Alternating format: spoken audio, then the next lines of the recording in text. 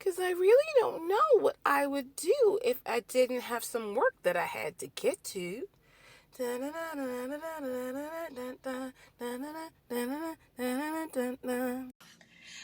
hello, hello. This is Shirley Crawford, the owner of Second Chance Consulting and the executive director of the Women's Business Center, RVA, joining you with another episode of WorkHARDaholics. Yay. For those of you who are just joining us for the first time, welcome. In case you're wondering what a WorkHARDaholic is, it's someone who is always doing something. We just weren't meant to sit around and do nothing. If we see a problem, we want to solve it. Our brains are constantly working. We're always doing something. We're those people who, as morbid as it sounds, that when we retire, if we don't find a hobby soon, we die. It sounds terrible, but it's true. So, don't apologize for it. Accept who you are. Let's move forward with it. And if you're a returning workaholic, welcome back. Glad to see you again. It's another weekend edition. And so, when we talk about this whole piece of working hard, I always talk about work hard, play harder. And so, I don't know about you. I've been working really hard. I have been playing as hard as I ought to. I'm getting there, but I got to catch up on my playtime. And so, so I know for me this week, at some point in time, I'm hitting the beach. I was going this past week. It was raining, but I'm going. Don't you worry. I'm going to get my playing in. But for those of you who don't know exactly how you should be playing harder, I have your play harder tip for the week. And so it's not complicated. It's not difficult. It's actually quite straightforward. And it's make time for family. It's summertime. I don't know when you're hearing this, but right now as I'm taping, it's summertime. Kids are out of school. There's so many opportunities to spend quality time. So I'm in Richmond, go to Maymont Park, go to Goochland Drive-In Theater. It doesn't really matter what you do. Right now, each morning, I sit down with my mother, and most mornings, my great niece, and when I saw my mother first doing it, I thought it was bizarre. But now it's like one of the things I cherish about the beginning of my day. So I sit out with my laptop, I do work, because, I'm a workaholic. And then my mother comes with bread.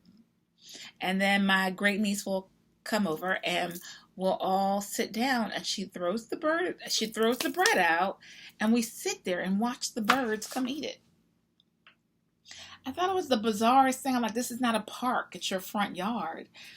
And so at this point, I've seen blue jays and our state bird and this funky bird that I've never seen anywhere in any book.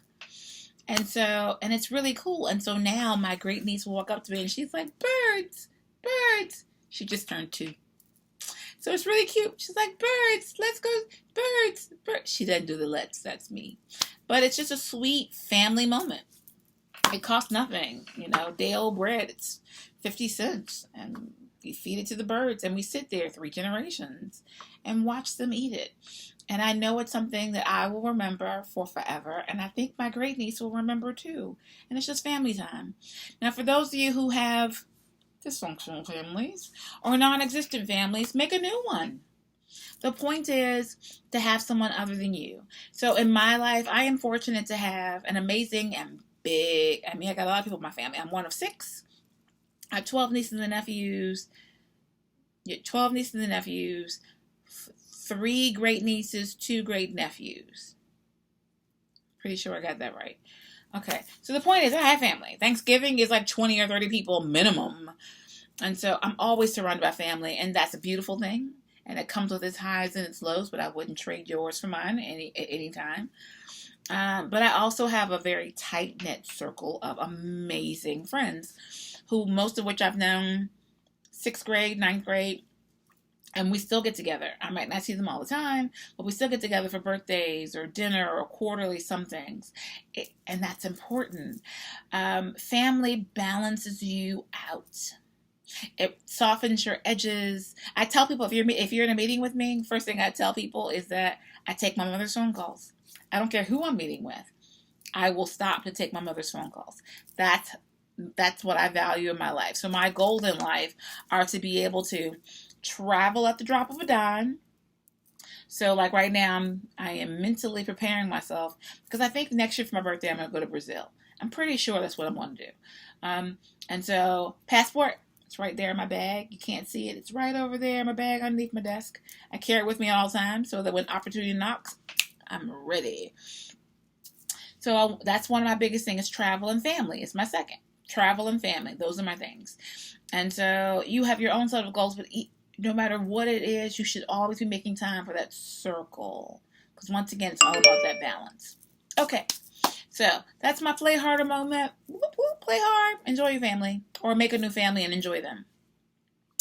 Also, in that name of using time wisely, I'm going to give you your tech tool technique tip for the week.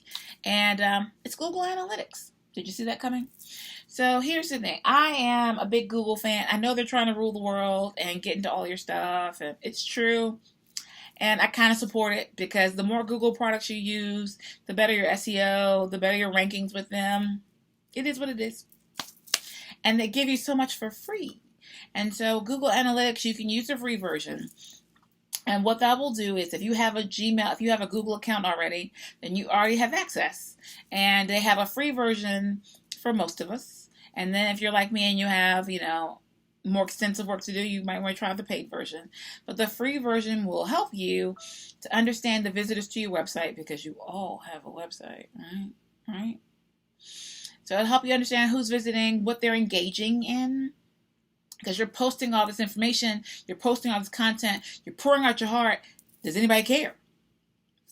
The question of the hour. Google Analytics will help you figure that out. So, my other quick piece, and I really am. These WorkHARDaholics sessions that we have together are pretty efficient. And so, I like to talk about my words, palabras. I decided this week to share two. Because it's WorkHARDaholics, I should give you a work-related vocabulary word. Duh. And the other is just one of my favorites that I use a lot because it seems to apply to my life all the time. So the work word of the week is ROI. It's really 3 words. But, acronyms are a big thing. And so people are dropping them all the time. I make sure we're all talking about the same thing. Because I say ROI, I don't know what you're talking about, but I'm talking about return on investment. And so profit is one thing. Profit is how much money you made. But what was the real return on your investment? So you could have gotten back $100,000 and that sounds great. But if it was only 1% ROI, that was horrible. Because you can compare that to see if you had gotten a CD or if you had gotten an money market account. Like, what's the standard return? Right now, I know it's anywhere from 2% to 6%. There aren't too many investment options that are above 6. It used to be you could get a good savings account or do some other things. Those options don't exist like that anymore. So, sorry. So if you're looking at your ROI, you're looking to do better than you would if you just went out and did something standard, like go to the bank and get a money market account.